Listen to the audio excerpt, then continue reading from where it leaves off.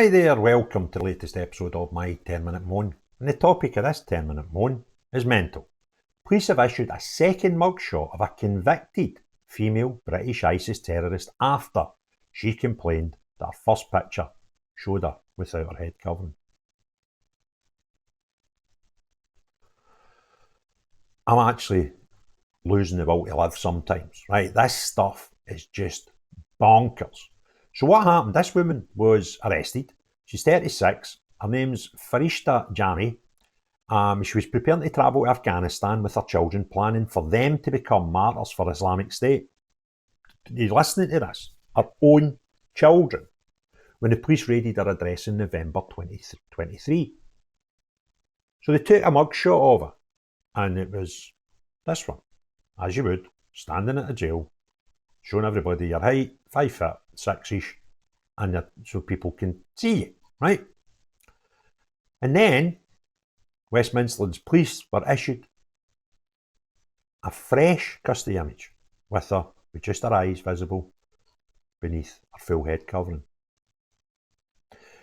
Now, if you're a normal criminal, this is pretty normal. You get photographed and they make it public, when you go to court and things like that. That's kind of how things work. And that in itself is, one, a bit of a deterrent, and two, lets the rest of society and your community know it's him or her, right? But not if you're an ISIS female who was wanting to take your own kids to be ISIS martyrs, right? Now then you're allowed to cover your face so that the community can't see you. And I'm blown away by this. Can you imagine having the audacity to moan about it in the first place? And then we've upheld their complaint. We've went, aye, that's a shame that. You're right, you've not got your face covering on. Here you go, we'll take another photograph. Things like this need hunted, right? Parked. So if I was a non-Muslim female and I was to commit a crime, could I say I would prefer to have a beanie hat and a scarf around my face? Or I'll put a balaclava on. How's that? You would get hunted right out the court. No, would be the answer. So why do we have different laws dependent on someone's religious beliefs? Because I tell you what, see if I was ever convicted and they wanted to take a mugshot of me, I would tell them I'm a female, because you can do that these days, right? The court put me in a female jail, and I'm a Muslim. So could you get me some face covering, please, before you take my photograph? That's how mental the situation is in the United Kingdom. Now, so the Westminster police have issued a fresh image with a lawyer told the Leicester Crown Court reports of the verdicts yesterday used an image of my client released by the police in which her head wasn't covered. This has caused her some considerable distress. I'm no kid.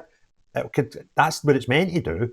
And the police are going to release a different image. We would request that is used instead.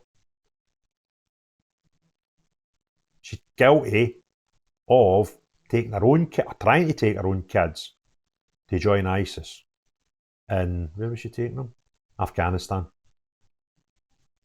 And do you want to put? Aye, let's do that. Because she was distressed. Distressed about what? People in the real world going, you're an absolute disgrace. Is that what she's distressed about? In the image followed observant Muslim Jami's conviction on Thursday.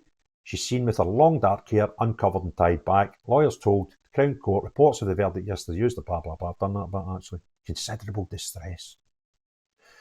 The judge, Mrs. Justice Chima Grubb, said she could not make an order and left it to the press to decide which image to use. So the press were able to use whatever, but the police, yeah, okay, we'll take another photograph. She'd been due to be sentenced after she was convicted 24 hours earlier on 2 counts of preparing acts of terrorism between September 2022 and January 24. This is 18 months worth. But the sentence hearing was adjourned in order for a pre-sentence report from probation services to be prepared about Jama. This is what the judge said, in such a serious case as this is vital that the sentence is justified on cogent material before the court. The online communications give every indication of a woman firmly committed to the cause and in possession of extremist propaganda. espousing radical views and intent on influencing others. However, I have no evidence of her current mindset. You don't need, you know she's bonkers, right? Can't believe this. And the West Midlands Police issued a new custody image around an hour later, even though Jamie had worn only a headscarf during the 3-week trial rather than the full hijab. She's now pictured in. It's funny that, eh? So she can just wear the head part when she's going to court. That doesn't distress her. But the one that's going to be made public where everybody can go, there's that cow that was wanting to take her reins to Afghanistan and blow them up, right? That, no, need the full thing. Absolutely mental. Prosecuting said Jamie made plans to take her family to Afghanistan to fight Islamic State of Khorasan, currently the terrorist group's most active branch. Police seized a large number of phones, 30 SIM cards hidden in plastic bags in a bedroom at her home in Stafford-upon-Avon. Jurors were told she would swap between SIM cards and different handsets to keep her online activities secret. Unbelievable. So she was born in Afghanistan, moved to Britain in 2008. What age is she? 35. Let me work that out. So 85.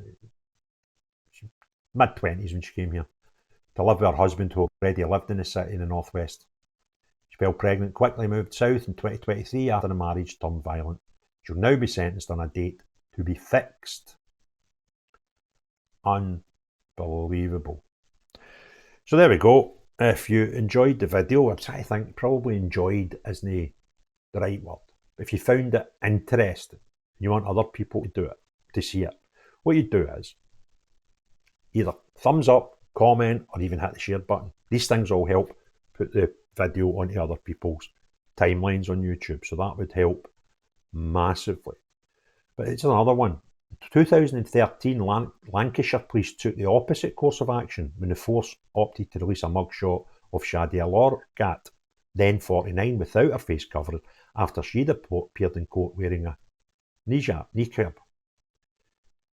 Lorgat had been charged with stealing 21 grand from a college where she worked, but the public were unable to see her face when she arrived at Preston Crown Court to face justice over the thefts. She received a 1-year jail sentence, and after the hearing, Lancashire police agreed to issue Lorgat's mugshot without her face covering and issued a statement saying frauds like the crimes she committed would not be tolerated.